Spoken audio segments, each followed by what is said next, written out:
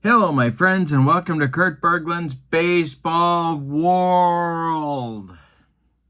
It's time for a Here's the Pitch Baseball Cards and Dice Sim tutorial. I'm going to show you how to play Here's the Pitch Baseball in this video. In the description for this video is a link to my email. And if you would like the latest and greatest Here's the Pitch Baseball catalog, all the good stuff you can get, sets, teams, World Series sets, specialty sets, you name it, it's all in that catalog. Send me an email at berglund.kurt@yahoo.com. My email is in the video description, as is a link to channel membership. With channel membership, you get discounts on the secondary store,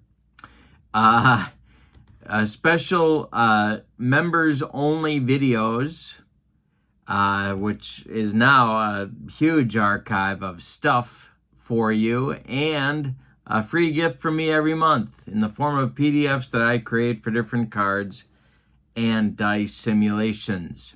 So, check out channel membership. So with no further ado, I'm going to walk you through the process of how to play Here's the Pitch. I'm going to show you the charts and tell you how to play. Let's get started. When you order Here's the Pitch Baseball, you get PDFs. And with the PDF comes all of your charts that you need to play the game and the instructions. And this is what the sets of cards will look like. You get a cover card, looks like this one. This is the 1979 All-Star Game set that you see in front of you. There's a cover card for each set that's on the first page that you print. You get a roster card for the team. If there was a game involved, the game gets a card as well. And this gives you a little bit more information about the game as well. But at a minimum, with each Here's the Pitch set, you get a cover card and a roster card. You can see that you cut and you get 4 cards per page. The cards themselves look like this, and there's also 4 per page. In many of the sets, not all of them, but in many of the sets, you get player pictures. You get the name. In this case, it's nice to have that team designation in the All-Star set, their position, including a defensive rating, their stats. This is for the power chart that we'll talk more about on the red here. Their ratings for running, base stealing, and bunting. And then this is the card itself. So 4 cards per page in a Here's the Pitch set. I'm going to be replaying the 1979 All-Star Game in just a few days. So if you want to come back and see what this game looks like in person, you can certainly do that. This is the American League first page with the cover card, the roster card, the line score, and the game info. And this is what the first page of the American League printout looks like. All right, now let's get into the basics of the game, how to play. All right, for Here's the Pitch Baseball, you need red, white, and blue dice. So here's what this looks like. You notice here that you have a 1 column, a 2 column, and a 3 column. Your numbers go from 11 to 66. So the red die, the red, white, and blue order, 1, 2, 3 come on the batter card. 1, 2, 3, 1, 2, 3, 1, 2, 3. That gives you the batter card column. 4, 5, or 6 come on the pitcher cards. We have 4, 5, 6, 4, 5, 6, 4, 5, 6. And then you read these in white and blue order. The white die is the tens digit. The blue die is the ones digit. And so,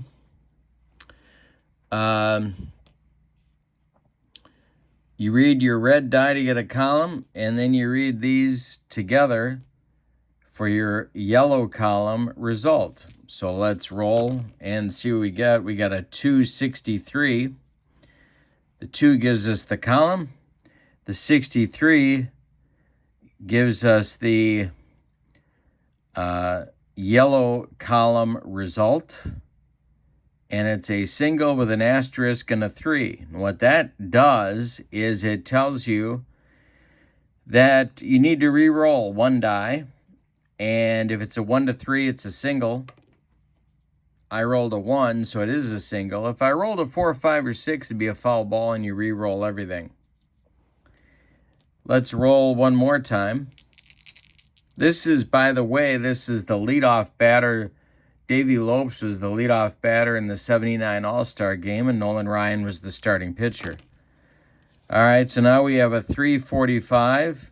We look here. Now, the L is for a left-handed batter. The R is for, the L is versus a left-handed pitcher. The R is versus a right-handed pitcher.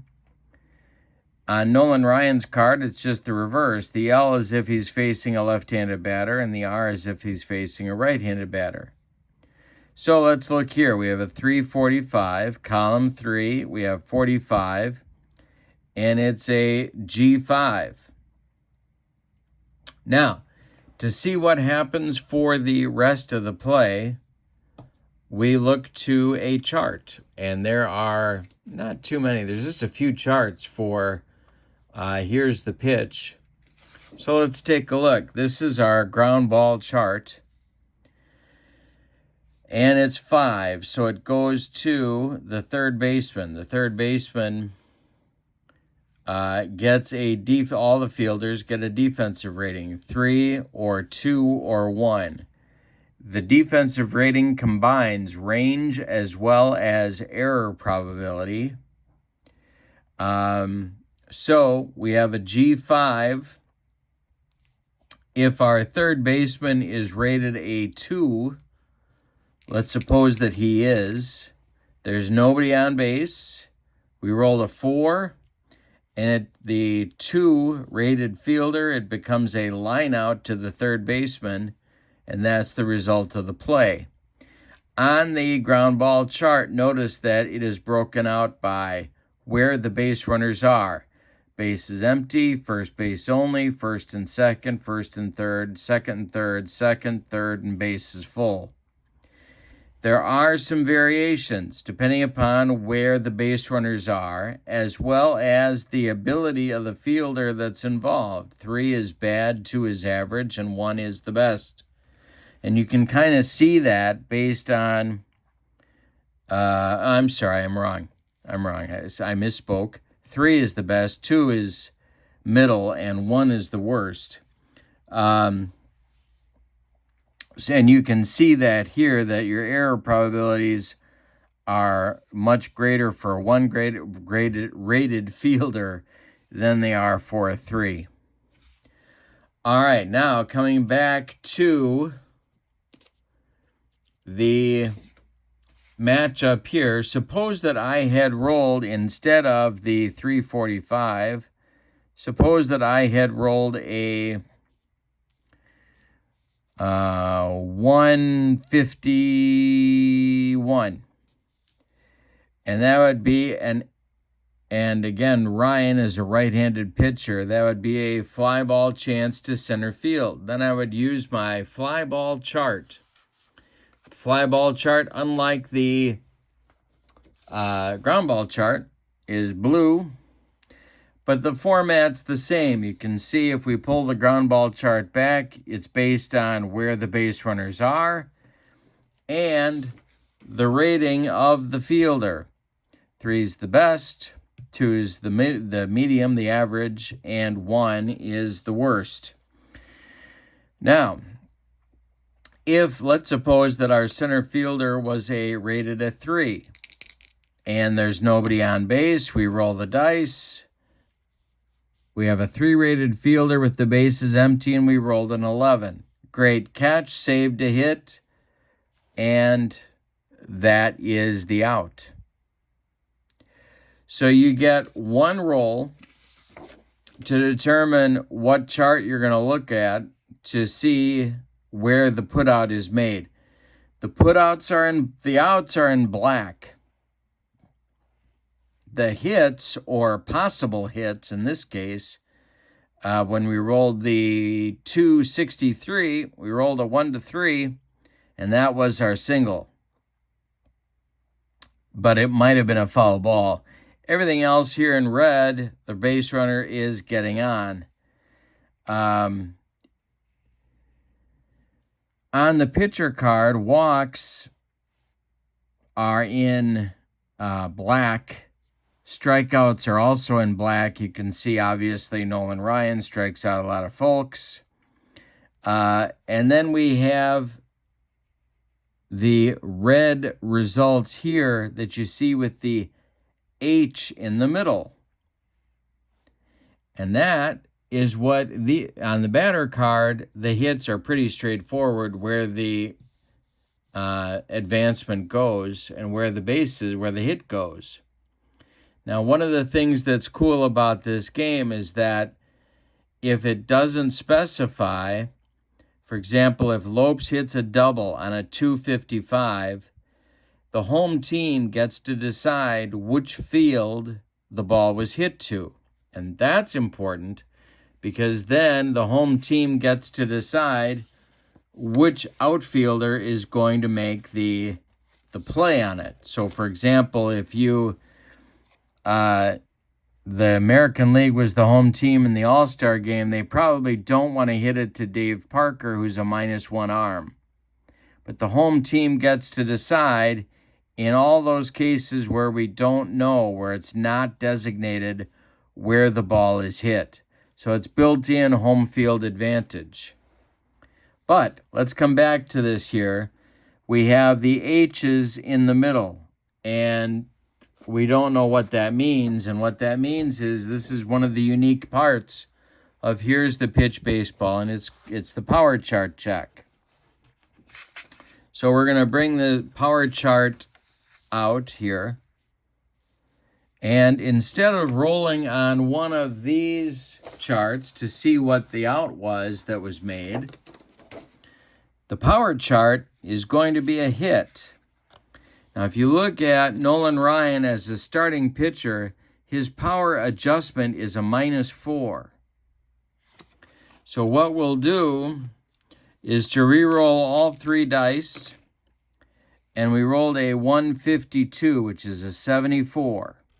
But Ryan is a -4 as the starting pitcher on the power adjustment. So the 74 becomes a 70. And if that was on Davey Lopes' card, that turns a double into a single. So one more time. Ryan's adjustment is a -4. We rolled a 152, which is for our power chart random number, and that generated a 74. But Ryan's -4 knocks the 74 down to a 70, and that turns a double into a single for Lopes. So on the pitcher cards, where you see these H's in the middle, that tells you that you're going to do a power chart check, and that's where you could be getting a home run, a triple, a double, or a single. All right, let's take a look at the base advancement and stealing charts. So each base runner, and we'll come back to Davey Lopes here, each base runner in Here's the Pitch Baseball gets a base runner rating as well as a stealing rating. In Lopes' case, his base runner rating is a 7. His stealing rating is a 6. All right, so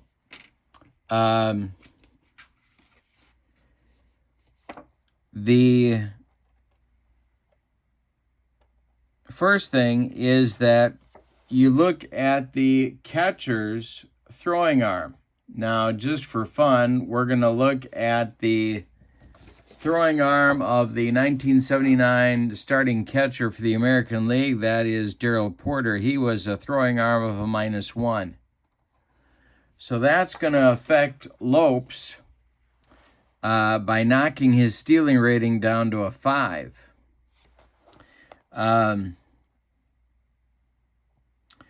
Now, the pitcher's hold rating also matters. Every pitcher gets a hold rating. Ryan's hold rating is a -1. So that's going to knock Davey Lopes' stealing rating down to a 4. The -1 for Porter and the -1 for Ryan. So we come here and we look at the stealing ability of the runner goes from a 6 for Lopes for base stealing, which would mean he was safe on a 2 to 8 and 12, but he's knocked down to a 4 now, which means he's only safe on a 2 to 6. Same thing with base running. If Lopes is running the bases, he is a 7. But let's, for fun, suppose that he's trying to run on the throwing arm of Fred Lynn. Fred Lynn's throwing arm is a 0 in 1979. So then Lopes maintains his running rating of a 7, and he would be safe going for an extra base on a 2 to 9 and 12. And it's that easy. You can also hit and run. And this is a very easy process for hitting and running as well. All right, there is an odd play chart. So if we come back to Lopes' card and we roll a 361, you see an SK. It's taken for a strike unless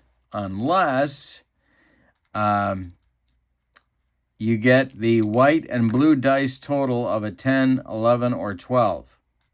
If you do, your red die tells you on a 1 to 6 which number you're looking at for your odd play.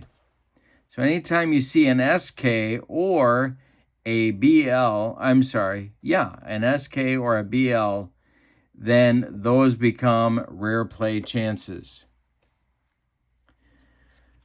Next, there are injuries. Every player is rated for injuries. You can be, and there's a glossary down here, you can be injured but remain in the game, or you can be injured for the remainder of the game, or you can be injured for a specific number of games. There's a bunting chart. If we come back to Davey Lopes, his bunting rating is a 2. And so if he's looking to bunt, there would be all 3 dice. The 5 would tell you that Lopes bunted it toward the third baseman. 3 plus 5 makes 8. That's a 2, and that means that he successfully bunted to the third baseman with this 5. The batter is out, and the others advance. That's it.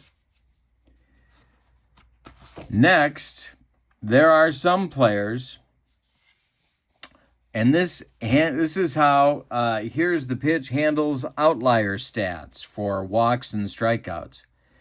You will see some players who have walked a lot or not very much, or struck out a lot or not very much. And so for example, let's take this one. If there is a blue W on a pitching card, that tells you that if the batter walks off their card, the result gets changed to a ball if the pitcher has a W on their card. So, for example, someone like Greg Maddux doesn't walk very many people. If the batter walks off of their own card, it just becomes a ball and you re-roll. Strikeout. If there's a blue K on the pitching card, the batter strikes out. But if the batter strikes out on their own card, it just gets changed to a strike. So this is for pitchers who don't strike out very many people. And the reverse is also true on the batting cards. If you get a W on the batting card and the batter walks, or in a later bat, or in any at bat, if they have a blue W on their card, if the batter walks off the pitcher card, the result just gets changed to a ball. This is for a free swinging batter who doesn't draw many walks. They can only draw a walk off their own card. For those batters that don't strike out very much, same thing. They can strike out on their own card, but they cannot strike out on the pitcher card, except in these exceptions.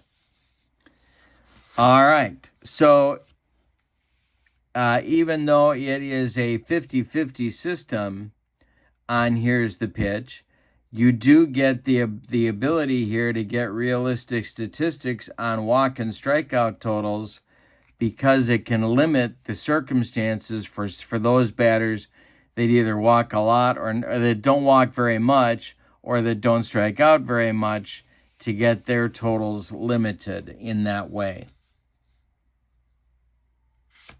To me, one of the best parts about Here's the Pitch is the idea that when you need to do it, you can bring in the infield,